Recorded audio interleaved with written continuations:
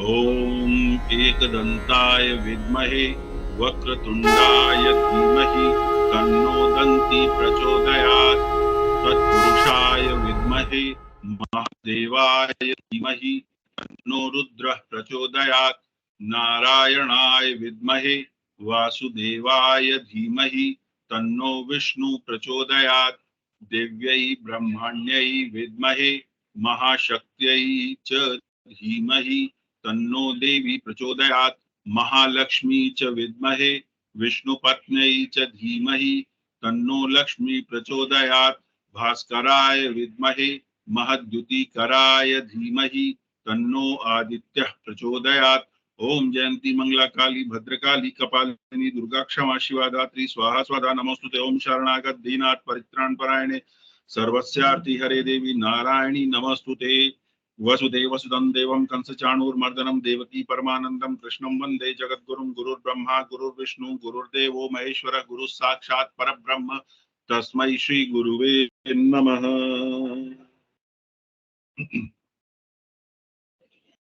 शान्ताकारं भुजगशयनं पद्मनाभं सुरेशं विश्वाधारं गगनसदृशं मेघवर्णं शुभांगं लक्ष्मीकान्तं कमलनयनं लक्ष्मीकान्तं कमलनयनं योगिभिर्ध्यानगम्यं वन्दे विष्णु भवभयहरं सर्वलोकैकनाथं।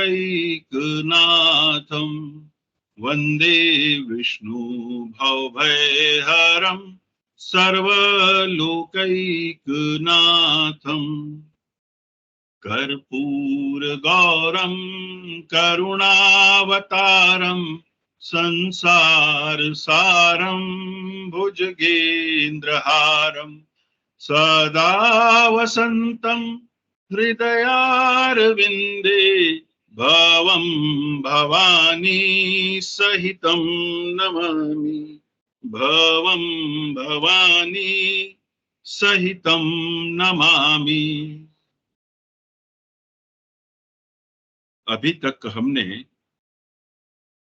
श्री रामचरितमानस के बालकांड प्रकरण के अंदर यह जाना कि ऋषि विश्वामित्र आए और वो मारीच और सुबाहु नामक राक्षसों से, जो कि उनके यज्ञ में विघ्न उत्पन्न करते थे, उनका विनाश करने के लिए राजा दशरथ के पास आए और उन्होंने कहा कि मुझे राम और लक्ष्मण मेरे साथ भेज दो। उस पर राजा दशरथ ने कहा कि आप मुझसे कुछ और जो भी मांगते हैं मैं तुरंत दे दूंगा, लेकिन मुझे ये संतानें बहुत आयु के बाद मिली हैं, इसलिए इन्हें न ले जाइए। तब ऋषि वशिष्ठ ने उन्हें समझाया कि ऐसा करने से आपको सुयश मिलेगा, और तब राजा दशरथ ने अपनी स्वीकृति दी कि दोनों राजकुमार ऋषि वशिष्ठ के साथ चले जाएं। पुरुष सिंह दो वीर हरसी चले मुनि भय हरन कृपा सिंधु मति धीर अखिल विश्व कारण करन हरसी चले मुनि भय हरन पुरुष सिंह दो वीर अखिल विश्व कारण हरन कृपा सिंधु मति धीर अरुण नयन उर बाहु विशाला नील जलज तनु श्याम तमाला कटिपट पीत कसे भर भाथा रुचिर चाप सायक दुही माथा श्याम गौर सुंदर दो भाई विश्वामित्र महानिधि पाई प्रभु ब्रह्मण्य देव में जाना मोहिनीति पिता तजेउ भगवाना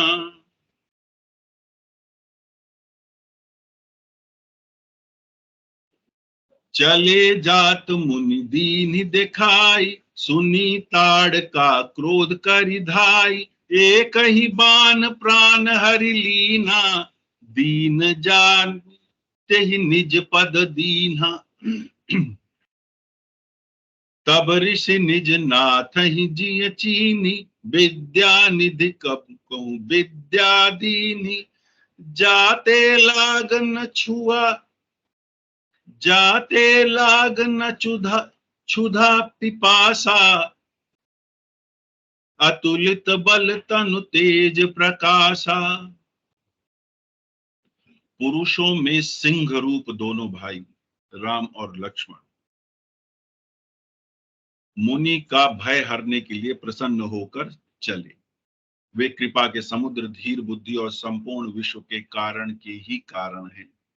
अर्थात विश्व में जो कुछ भी हो रहा है उसके कर्ता धर्ता है।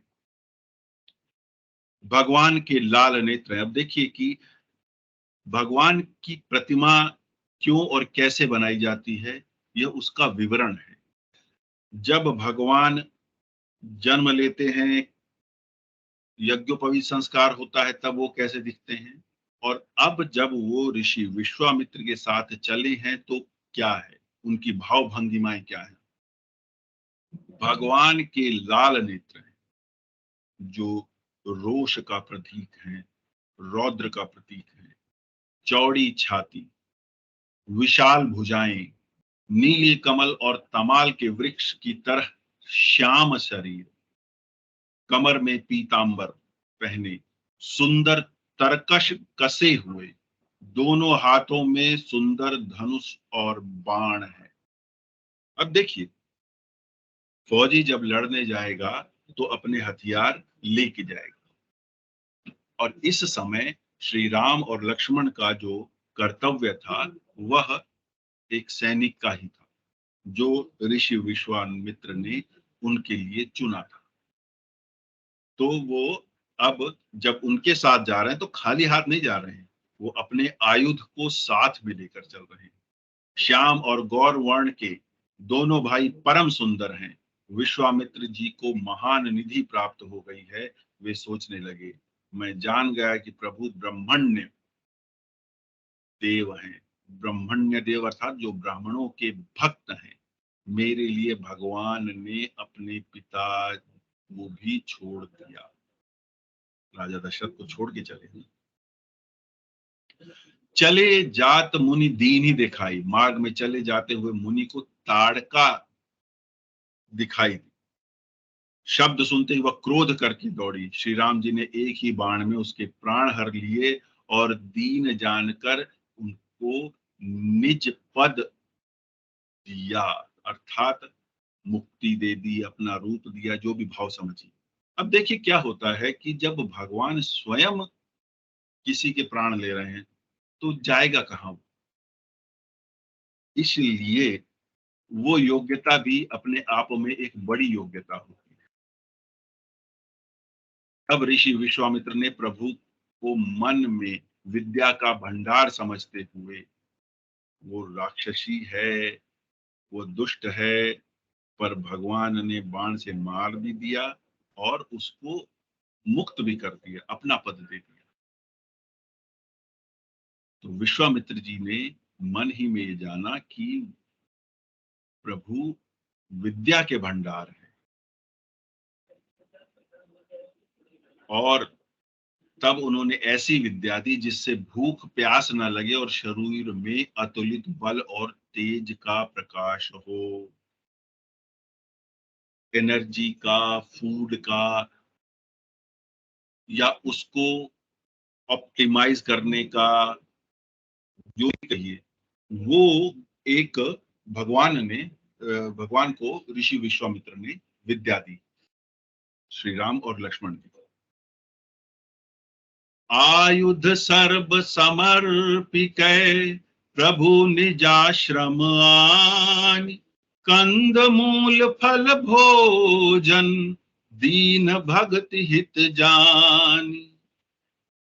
प्रात कहा मुनि सन रघुराई, निर्भय यज्ञ करहु तुम जाई, होम करन लागे मुनि झारी, आप रहे मख की रखवारी, सुनि मारीत निशाचर क्रोधी, लय सहाय धावा मुनि द्रोही, बिनु फर बान राम ते ही मारा, सत जो जन गा सागर पारा, पावक सर सुबाहु पुनि मारा, अनुज निशाचर कट कुसंधारा, मारी असुर द्विज निर्भयकारी, स्तुति करहि देव मुनि झारी।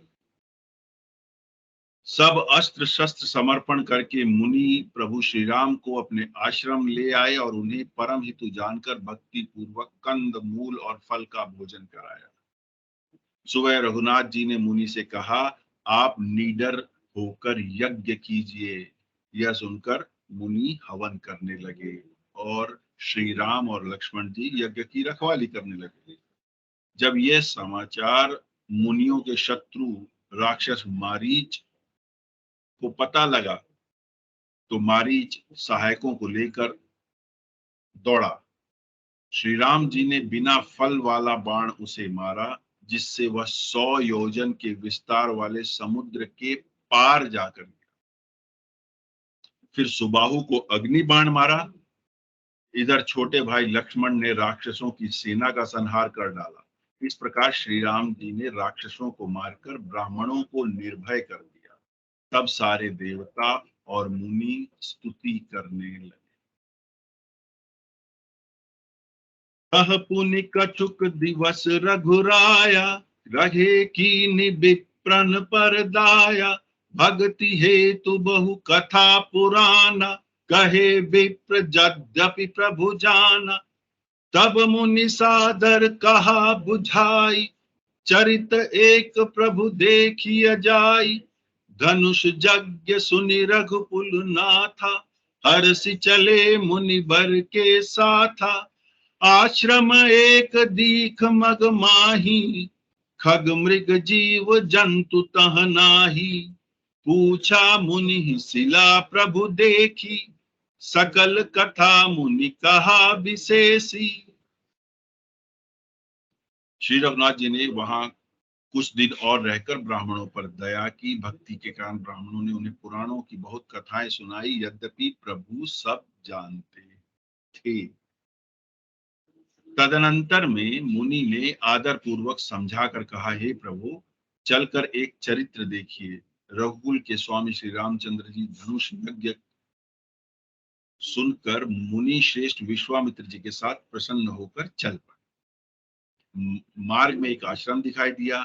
वहां न कोई पशु, न कोई पक्षी, न कोई जीव जंतु था। खग मृग जीव जंतु तह नाही।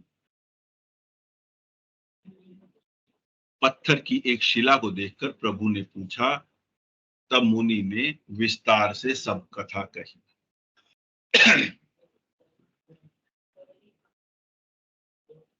गौतम नारी श्राप बस, उपल देह धरि बीर।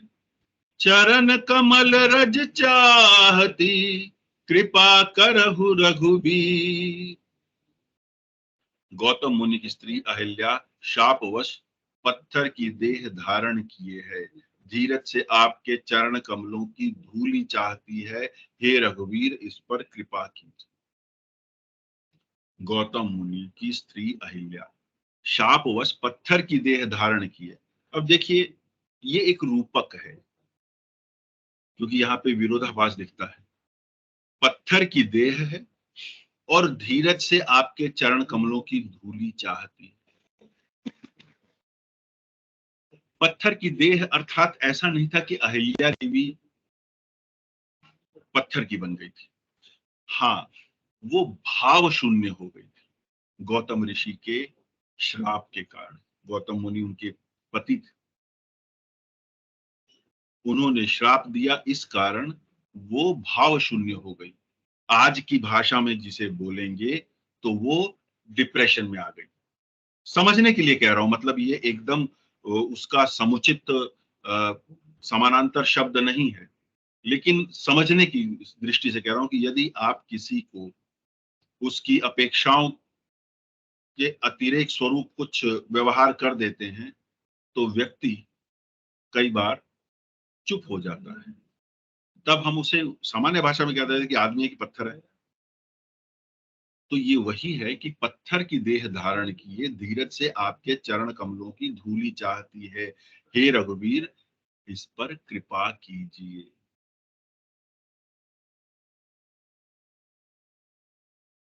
पर पर सतपथ पावन शोक सावन प्रगट भई तप पुंज सही देखत रघुनायक जन सुखदायक सन्मुख होई कर जोरी रही अति प्रेम धीरा पुलक शरीरा मुख नहीं आवै बचन कही अतिशय बड़भागी चरणनि लागी जुगल नयन जलधार भई बही।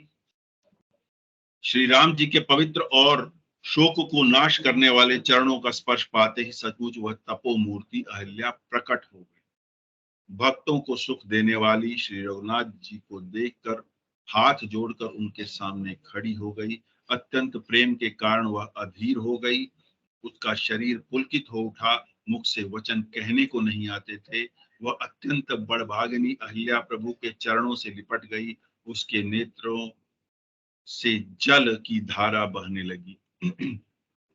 धीरजु मन कीना प्रभु कहूँ चीना रघुपति कृपा भक्ति पाई अति निर्मल बानी स्तुति ठानी ज्ञान गम्य जय रघुराई मैं नारी पावन प्रभु जग पावन रावण रिपुजन सुखदाई राजीव बिलोचन भव भय मोचन पाहि पाहि सर नहीं आई।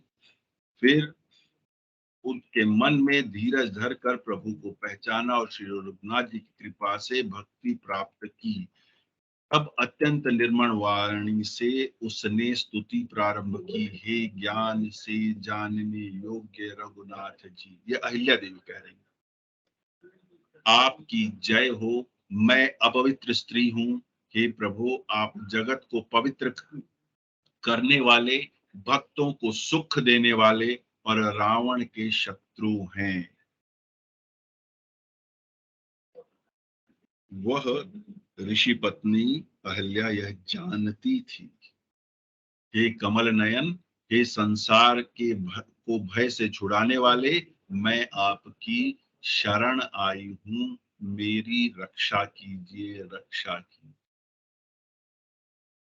मुनि श्राप जो दीना अति भलकीना परम अनुग्रह मैं माना देखे भरी लोचन हरि भव मोचन इह ही लाभ शंकर जाना बिनती प्रभु मोरी मैं मति भोरी नाथ न मागौ बर आना पद कमल परागा रस अनुरागा मम मन मधुकर पाना। मुनि ने जो मुझे श्राप दिया, यह मुझ पर उपकार किया, क्योंकि अगर वो श्राप नहीं देते तो मैं इस अवसाद में नहीं जाती, अवसाद में नहीं जाती तो आप मुझ पर कृपा करने नहीं आते। मैं उसे अत्यंत अनुग्रह मानती हूँ जिसके कारण संसार से छुड़ाने वाले श्री हरि को नेत्र भरकर देखा। भगवान को देख पाई मैं उस श्राप के ही कारण। इसी को शंकर जी सबसे बड़ा लाभ समझते हैं। वो कितनी विदुषी है वो स्त्री पत्नी। हे प्रभु, मैं बुद्धि की बड़ी भोली हूं। मैं एक विनती करती हूँ।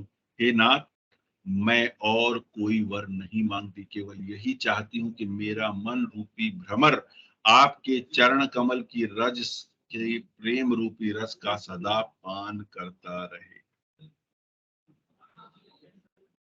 देखिए, नमंती फलिनो वृक्ष, ये एक सुभाषितानी करके संस्कृत में हमें पढ़ाया जाता था। नमंती फलीनो वृक्ष, जो फल वाला वृक्ष होता है वो हमेशा झुकता है। आजकल एक एजेंडा के तहत चला है कि किसी के सामने झुकना नहीं चाहिए, यह व्यक्ति का अपमान है। नहीं, यह व्यक्ति के फलवान फलवती होने का प्रमाण है। और जब तक फल नहीं आता, किसी भी वृक्ष का उतना सम्मान नहीं होता। जेहि पद सुरसरिता परम पुनीता, प्रगट भई शिव शीस धरी, सोई पद पंकज जेहि पूजत अज मम सिर धरयु कृपाल हरि। एहि भांति सिधारी गौतम नारी, बार बार हरि चरण परी, जो अति मन भावा सो बर पावा, गए पति लोकानंद भरी।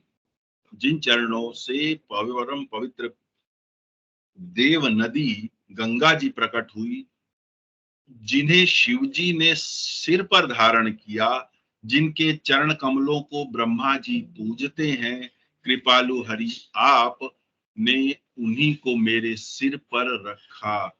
इस प्रकार बार बार भगवान के चरणों में गिरकर जो मन को बहुत ही अच्छा लगा, उस वर को पाकर गौतम की स्त्री अहिल्या आनंद में भरी हुई पति लोक को चली गई। ये होता है देव स्पर्श, सम दृष्टि। भगवान ने ताड़का भी मारा,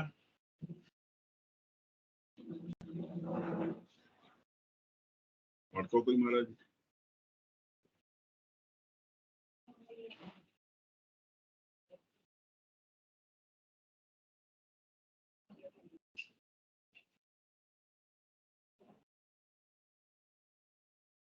हाँ, ताड़का को मारा, ताड़का को मारा, उसे भी परम पद मिला। अहिल्या को उसके अवसाद से निकाला, मुक्त किया, उसे भी आनंद दिया, अपना स्वरूप दिखाया। और जब भगवान अपना स्वरूप दिखा दें, उससे बड़ी कोई मुक्ति हो नहीं सकती। अस प्रभु दीन बंधु हरि, कारण रहित दयाल, तुलसीदास सठते ही भजू, छाड़ी कपट जंजाल। प्रभु श्री रामचंद्र जी ऐसे दीन बंधु हैं और बिना ही कारण दया करने वाले हैं। तुलसीदास जी कहते हैं, हे शठ, अपने मन को कहते हैं, तू कपट जंजाल छोड़कर उन्हीं का भजन कर। श्रीमद् भगवद गीता में भी भगवान श्री कृष्ण अर्जुन जी को जब उपदेश देते हैं तो क्या कहते हैं? सभी धर्मों को छोड़कर, सर्वाणि धर्माणि त्यक्त्वा, तू मात्र मेरा चिंतन कर। और उसी को गोस्वामी तुलसीदास जी ने अपने भाव रूप में लिखा है कि हे मन, तू कपट जंजाल को छोड़कर उन्हीं का भजन कर। चले राम लक्ष्मण मुनि संगा, राम हरे गए जहां जन पावनी गंगा, राम हरे गाधि सुनो सब कथा सुनाई, राम हरे जेहि प्रकार सुर सरी मही आई, राम हरे तब प्रभु ऋषिन समेत नहाए, राम हरे विविध दान मही देवनी पाए, राम हरे हर्ष चले मुनि वृंद सहाया, राम हरे बेगी विदेह नगर नियराया, राम हरे पुर रम्यता राम सब देखी, राम हरे हर से अनुज समेत विशेषी, राम हरे बापी कूप सरित सर नाना राम हरे, सलिल सुधा सम मनी सोपाना राम हरे, गुंजत मंजुमत रस भृंगा राम हरे, कूजत कल बहु बरन बिहंगा राम हरे, बरन बरन बिक से बन जाता राम हरे, त्रिविध समीर सदा सुख दाता राम हरे। श्री राम जी और लक्ष्मण जी मुनि के साथ चले। वे वहां गए जहां जगत को पवित्र करने वाली गंगा जी थी। महाराज गाधी के पुत्र विश्वामित्र जी ने वह कथा कह सुनाई जिस प्रकार देव नदी गंगा जी पृथ्वी पर आई थी। भागीरथी जी ने अपना तप किया था और उससे गंगा जी पृथ्वी पर आई थी। तब प्रभु ने ऋषियों सहित गंगा जी में स्नान किया। ब्राह्मणों ने भांति भांति के दान पाए। फिर मुनि वृंद के साथ वे प्रसन्न होकर चले और शीघ्र ही जनकपुर के निकट पहुंच गए। बेगी विदेह नगर नियर आया। अब देखिए, भाषा का सौंदर्य समझिए या ये कहिए कि हमारी भाषा कितनी प्राचीन है। अवधी में या भोजपुरी में निकट को नियर ही बोल, और अंग्रेजी में भी नियर बोल। बेगी विदेह नगर नियर आया। बेगी मतलब जल्दी, विदेह मतलब विदेह राज जनक का नगर, नियर आया पास आ गया, अर्थात वहां पहुंच गए। तो नियर शब्द गोस्वामी तुलसीदास जी ने प्रयोग किया है।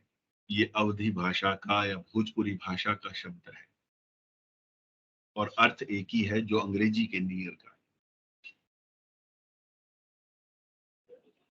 पुर रम्यता राम जब देखी राम हरे, हर से अनुज समेत विशेषी राम हरे। श्री राम जी ने जब नगर की शोभा देखी, यानी कि जनकपुर की शोभा देखी, तब वे छोटे भाई लक्ष्मण सहित अत्यंत हर्षित हुए। वहां उन्होंने अनेकों बावलियां, कुएं, नदी और तालाब देखे जिनमें अमृत के समान जल था और मणियों की सीढ़ियां बनी हुई थी। आज के समय में हम कल्पना नहीं कर पाते कि मणियां सीढ़ियों जैसी या भवन की दीवारों में लगी होंगी। श्री राम जन्मभूमि का जो खुदाई की गई और उसमें ये पाया गया कि जो बहुमूल्य पत्थर हैं जिन्हें आजकल जो ज्योतिषी लोग हैं वो नक बना के बेचते हैं, उनके गोमेद के स्तंभ होते थे। आज के समय में हम संगमरमर की या ग्रेनाइट की फर्श दीवारें बनाने में बहुत बड़ा अपना समझते हैं, लेकिन उस समय इतनी समृद्धि थी, संपदा थी कि गोमेद के स्तंभ थे। श्री राम का ज्यादा राजा दशरथ का जो महल था, तो जनकपुर में भी बावलियां थी जिसमें अमृत के समान जल है और मणियों में सीढ़ियां बनी हुई थी। और आरंभ में जब हमने बालकांड आरंभ किया था तब हमने देखा था कि जो ब्रह्मा जी का जो किला था त्रिकूट पर्वत पर, जिसे रावण जहां रहने लग गया था बाद में, उसे मय ने, मंदोदरी के पिताजी ने, जिससे रावण का विवाह हुआ था, उसे स्वर्ण और मणियों से जड़ दिया था। तो हमारी समृद्धि उस काल में इतनी थी कि भवन की दीवारें तक हम बहुमूल्य धातुओं से और मणियों से सज्जित कर सकते थे।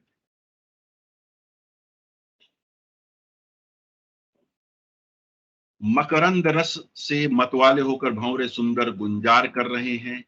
रंग बिरंगे पक्षी मधुर शब्द कर रहे हैं, रंग रंग के कमल खिले हैं, सदा सब ऋतुओं में सुख देने वाला शीतल मंद सुगंध बह रहा है।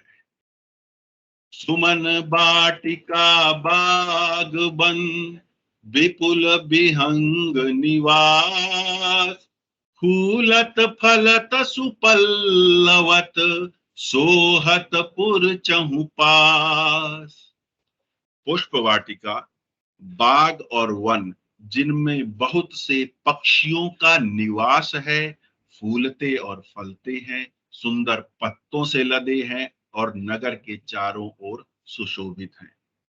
और आजकल के जो वामपंथी इतिहासकार हैं वो हमें बताते हैं कि हमें रहना नहीं आता था, हमारे पास सभ्यता नहीं थी, और यहाँ नगर के सौंदर्य का वर्णन किया जा रहा है। और इसी कारण इसे कहा जाता है कि ये कपोल कल्पित है, ये मन गढ़ंत है, ऐसा तो था ही नहीं। राम कल्पित है, राम कल्पित कल्पना है, तो फिर सब कुछ कल्पना हो जाएगा। इसलिए ये एजेंडा के तहत यहाँ पे संपूर्ण सौंदर्य लिखा हुआ है उस नगर का। तो हमारे को नगर व्यवस्था आती थी, ये इसका प्रमाण है।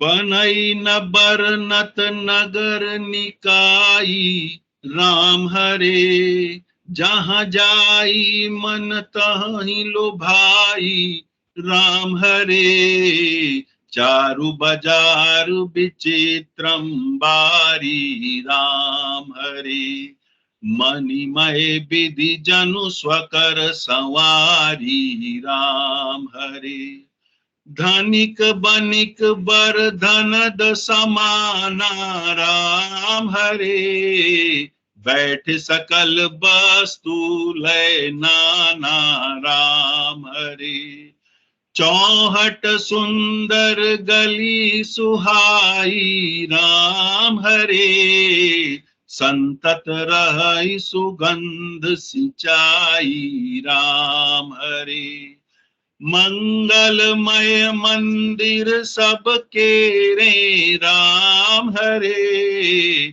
चित्रित जनुरति नाथ चितेरे, राम हरे पुर नर नारी सुभग सुचि संता, राम हरे धर्मशील ज्ञानी गुणवंता ना, राम हरे। नगर की सुंदरता का वर्णन करते नहीं बनता, अर्थात जैसे कहते हैं ना, I am falling short of words, मुझे शब्द नहीं मिल रहे हैं। तो ऐसे ही सौंदर्य का वर्णन नहीं हो सकता, इतना सुंदर नगर था। मन जहां जाता है वहीं लुभा जाता है। सुंदर बाजार है, मणियों से बने हुए विचित्र छज्जे हैं, मानो ब्रह्मा ने उन्हें अपने हाथों से बनाया है। कुबेर के समान श्रेष्ठ धनी व्यापारी सब प्रकार की अनेक वस्तुएं लेकर हाट में बैठे हैं, दुकान में बैठे हैं। सुंदर चौराहे और सुहावनी गलियां हैं, सदा सुगंध से सींची रहती हैं।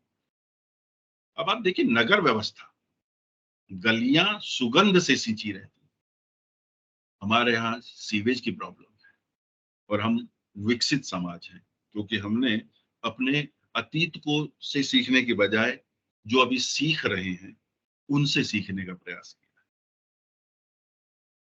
सबके घर मंगलमय और उनके चित्र कढ़े हुए हैं, मानो कामदेव रूपी चित्रकार ने अंकित किया हो।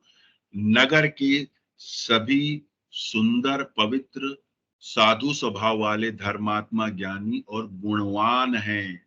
अब ये देखिए, जो वहां के नागरिक हैं उनकी कैरेक्टरिस्टिक क्या है, उनके गुण क्या हैं, वो भी यहाँ पे स्पष्ट लिखा है कि सुंदर हैं, पवित्र हैं, साधु स्वभाव वाले हैं, धर्मात्मा हैं, ज्ञानी हैं और गुणवान हैं।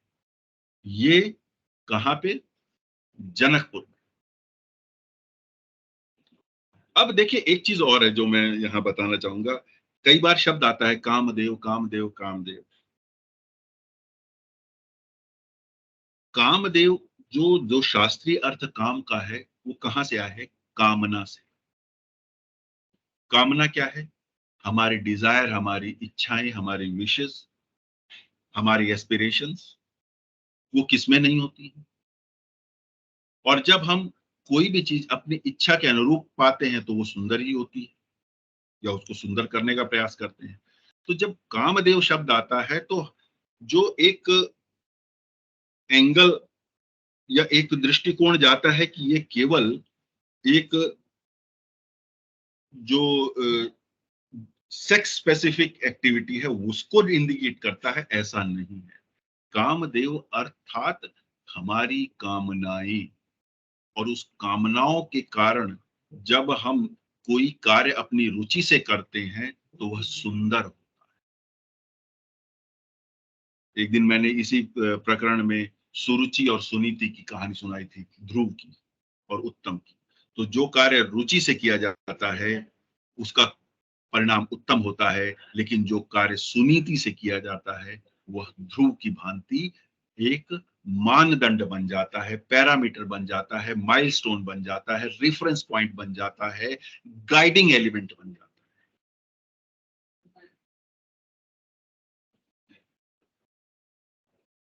अति अनूप जहाँ जनक निवासु, राम हरे बिथा कहीं विबुध बिलो की बिलासु, राम हरे होत चकित चित कोट बिलो की, राम हरे सकल भुवन शोभा जनु रोकी, राम हरे। जहां जनक जी का अत्यंत अनुपम सुंदर निवास है, वहां के विलास को देखकर देवता भी स्तंभित हो जाते हैं।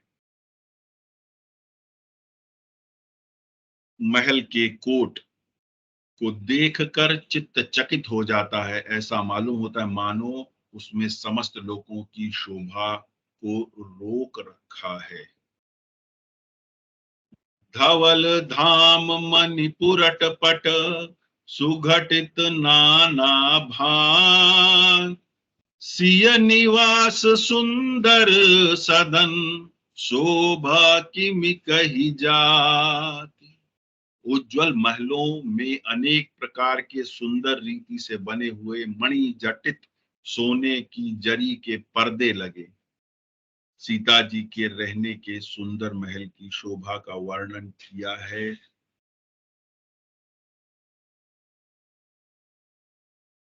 सीता जी के महल का जो वर्णन है वो ये है। सुभग द्वार सब कुलिस कपाटा, भूप भीर नट मागध भाटा, बनि विशाल बाजी गजशाला, हय गय रथ संकुल सब काला।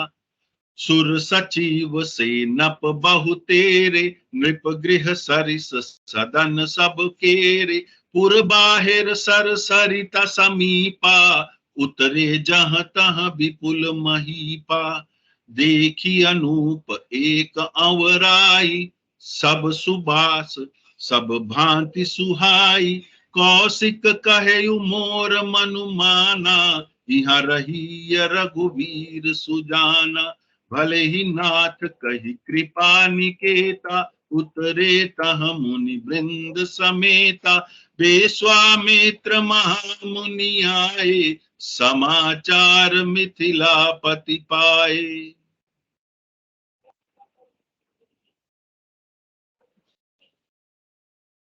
राजमहल के सब दरवाजे सुंदर हैं, वज्र के किवाड़ लगे हैं, अर्थात इतने कठोर इतने मजबूत हैं।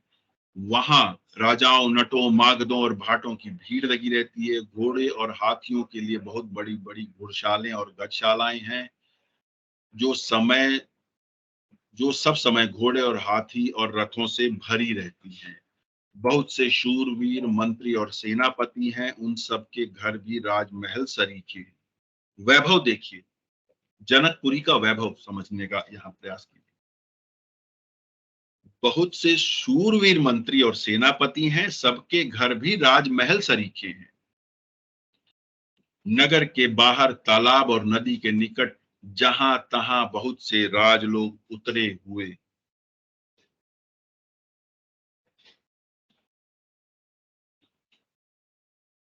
वहां देखी अनूप एक अमराई, अमराई मतलब आम का बाग, आमों का एक अनुपम बाग देखकर जहां सभी प्रकार सुभीते थे और जो सब तरह से सुहावना था, विश्वामित्र जी ने कहा, हे सुजान रघुवीर, मेरा मन कहता है कि यहीं रहा जाए। कृपा के धाम श्री रामचंद्र जी बहुत अच्छा स्वामी कहकर वहीं मुनियों के समूह के साथ ठहर गए। मिथिलापति जनक जी ने जब यह समाचार पाया कि महामुनि विश्वामित्र आए हैं, तो वो उनका स्वागत करने के लिए आए। अब आज के इस प्रकरण को यही विश्राम देते हैं। मेरे पठन पाठन उच्चारण और व्याख्या में जो मेरी त्रुटि हुई है वह मेरी है, उसके लिए महादेव मुझे क्षमा करें। और जो कुछ भी मैंने देव सम्मत, शास्त्र सम्मत, संस्कृति सम्मत, वेद सम्मत और महादेव सम्मत कहा है, वह उनका है, उनका उनको अर्पण। जो लोग इस समय मेरे साथ जुड़े हैं, मेरी महादेव से प्रार्थना है कि आप सभी का जीवन सुखमय, मंगलमय और वैभवशाली हो। हर हर महादेव।